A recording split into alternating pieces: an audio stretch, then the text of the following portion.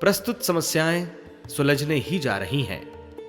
कोई समय था जब घर घर में अंधविश्वासों की भरमार थी। भूत प्रेत, टोना टोटका घर घर में चर्चा के विषय बने रहते थे। कोई किसी पर जंतर मंतर कर रहा है, किसी ने किसी पर जादू करा दिया है। यह चर्चा घरों में हर किसी के मुंह से सुनने को मिलती रहती थी। संदेह और आशंका का भय पारस्परिक कलह और विद्वेष का कारण बन रहा था। कुछ धूर्तों ने इस विडंबना को अपना व्यवसाय बना लिया था। छोटी बीमारियों को किसी भूत पलीत की करतूत मान लिया जाता था और जिस तिस पर आरोप लगा दिया जाता था कि उसने वह टोना टोटका कराया है। भोले लोग इन बातों पर विश्वास भी कर लेते थे और तिल का ताड़ और राई का पहाड़ बन जाता था। आए दिन परस्पर कलह, संदेह, अंधविश्वास और विग्रह खड़े होते रहते थे। झाड़ फूंक करने वाले इसी बहाने अपना अच्छा खासा धंधा चला लेते थे। जहां शांति पूर्वक रहना चाहिए था और कोई कारण न होने पर दुर्भाव का कोई आधार नहीं बनना चाहिए था, वहां भी छोटे मोटे गांव तक में भी संदेह, अविश्वास और दुर्भाव का वातावरण बन जाता था। आग में ईंधन पड़ने पर और भी बढ़ोतरी होती है। कौतुकी भी मनोरंजन हेतु किन्हीं किंवदंतियों को तिल से ताड़ बना दिया करते थे और उसी बहाने किसी न किसी से कुछ न कुछ ठग लिया करते थे। यह अविश्वास कहां से उपजता था और अब न जाने कहां चला गया, इस पर आश्चर्य होता है। नासमझी ही बात का बतंगड़ बनाती थी। समझदारी का उद्भव होते ही वह सारा जंजाल इस प्रकार तिरोहित हो गया मानो गधे के सिर पर कभी सींग उगे ही नहीं थे। ऐसी ही कुछ भ्रांतियां मनुष्य को अपने संबंध में अभी भी होती हैं। शरीर में आए दिन बीमारियां होती रहती हैं और उनके इलाज उपचार के लिए नित्य नई औषधियों का प्रयोग होता रहता है। इतने पर भी यह विवाद बना ही रहता है कि इसमें से कौन सी लाभदायक सिद्ध हुई और कौन सी हानिकारक।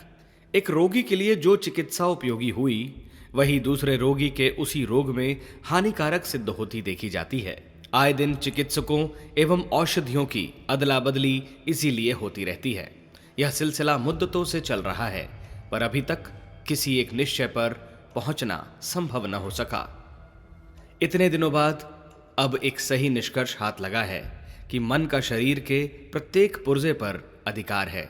यदि मन को नियंत्रित और सन्मागर्मामी बनाया जा सके तो शरीर के सभी कलपुर्जे अपना अपना काम सही रीति से करने लगते हैं और बीमारियों की जड़ कट जाती है। इसके विपरीत यदि चिंतन का क्रम उल्टा चलता रहे और कुविचार मस्तिष्क पर छाए रहें तो शरीर में कोई स्थानीय व्यथा न होने पर भी कल्पनाजन्य अनेक अव्यवस्थाएं उठ खड़ी होती हैं और दवाओं में सिर्फ वही थोड़ा बहुत काम करती हैं जिन पर विश्वास गहरा होता है।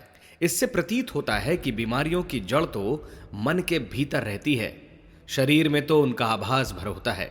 यदि सरल, सौम्य और सद्भावपूर्ण विचार बने रहें तो बीमारियों का जो प्रकोप आए दिन बना रहता है उनका अस्तित्व ही न रहे। यह तथ्य यदि समय रहते लोगों को पहले ही अवगत हो गया होता तो हर कोई अपना इलाज आप कर लेता और उसके लिए जहां तहां भटकने और निराश रहने की आवश्यकता न पड़ती। यही बात खिन्नता व उद्विग्नता के संबंध में भी है।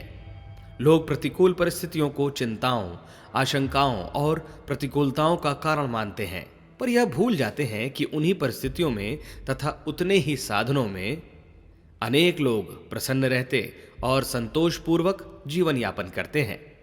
प्रतिकूलताएं अनुभव करने में चित्त की प्रवृत्तियां ही प्रधान भूमिका निभाती हैं। परिस्थितियों को बदलने के लिए भागदौड़ करने की अपेक्षा यदि मन के बेतुकेपन की रीति नीति को ही सुधार लिया गया होता तो हर स्थिति को अपने अनुकूल बना लेने में कोई बड़ी कठिनाई न पड़ती। अपनी गलती को दूसरों के सिर इसीलिए मढ़ा जाता है। यदि कुटेब अभ्यास में न घुस पड़ी होती तो सरलता और सज्जनता का सौम्य जीवन जीते हुए हर व्यक्ति अपनी वर्तमान परिस्थितियों को सुधार लेता। गलती सुधर जाने पर जो प्रतिकूलताएं चारों ओर घिरी दिखती हैं उनमें से एक भी घिरी न दिख पड़ती। इंद्रियों का दुरुपयोग कठिनाइयों का निमित्त कारण बनता है। यदि इस मोटे तथ्य को लोगों ने हृदयंगम कर लिया होता तो इच्छा आकांक्षाओं को पूरा करने की दौड़ धूप न करनी पड़ती। मात्र संयम साधना से ही अधिकांश समस्याएं सुलझ गई होती। यदि स्वादेंद्रिय पर काबू रखा जाता तो अनावश्यक व अभक्ष्य खाने की ललक न उठती और पेट के संतुलित बने रहने पर पाचन तंत्र में कोई व्यतिक्रम खड़ा न होता। कामुकता मानसिक विकार है। लोग उसे शारीरिक मांग या आवश्यकता मानते हैं, जो कि सही नहीं है। यदि इस मोटे सिद्धांत को समझ लिया जाए तो फिर कामुकता जन्य जो अनेक अनाचार दिख पड़ते हैं, उनमें से एक भी कभी दिख न पड़ता और नर नारी मिलजुल कर उन उपयोगी और महत्वपूर्ण कामों में लगे होते जिससे सुविधाओं की कमी न रहती, और जिन अनौचित्यों का आए दिन सामना करना पड़ता है उनमें कोई भी किसी को हैरान परेशान न कर रहा होता। आंख, कान, नाक इंद्रियों में से जिन्हें क्रियाशील कहा जाता है, यदि उनके प्रयोग से पहले ही यह विचार कर लिया जाता कि औचित्य और अनौचित्य में क्या अंतर होता है और क्या अपनाने योग्य है, क्या अपनाने योग्य नहीं, तो मस्तिष्क द्वारा उल्टी दिशा अपनाने और उसके फलस्वरूप कोई भी अहितकर प्रयास करने के लिए कदम न बढ़ता। फिर अच्छे खासे सुख शांति भरे जीवन को विद्रूप बनाने की किसी को भी आवश्यकता न पड़ती।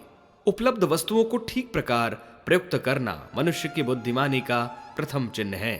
जीवनचर्या के साथ जुड़े हुए मन को यदि सबसे अच्छा साधन माना गया होता और उसके सदुपयोग दुरुपयोग का आरंभ से ही ध्यान रखा गया होता, तो सदा सर्वदा हर किसी को हंसती हंसाती जिंदगी जीने का अवसर मिला होता। जिन विग्रहों और अनाचारों का आए दिन सामना करना पड़ता है, उनमें से एक भी हैरान करने के लिए सामने न आते। इस संसार में ऐसी एक भी कठिनाई नहीं है जिसका बुद्धिमत्ता अपनाने पर समाधान न खोजा और निवारण निराकरण का मार्ग न निकाला जा सके। यह संसार भगवान का सुरम्य उद्यान है। इसमें हर दिशा में हर प्रकार की सुविधाएं ही भरी पड़ी हैं। जहां कहीं प्रतिकूलताएं दिख पड़ती हैं, वहां समझना चाहिए कि चिंतन में कहीं कोई गड़बड़ी पड़ गई है। यदि उसी खोट को ढूंढ लिया जाए तो वह कारण सहज ही समझ में आ सकता है, जो जीवन के सुख भरे पथ को कंटकमय बनाता है। अगले दिनों मनुष्य अपने चिंतन को सही करने जा रहा है और साथ ही उन सभी समस्याओं से पीछा भी छुड़ाने की तैयारी कर रहा है जो आज हैरानी का वातावरण बनाए हुए हैं। हमारे YouTube चैनल शांति कुंज वीडियो गायत्री परिवार को सब्सक्राइब करें एवं बेल आइकन जरूर दबाएं ताकि गायत्री परिवार की विभिन्न गतिविधियों की जानकारी आपको मिलती रहे।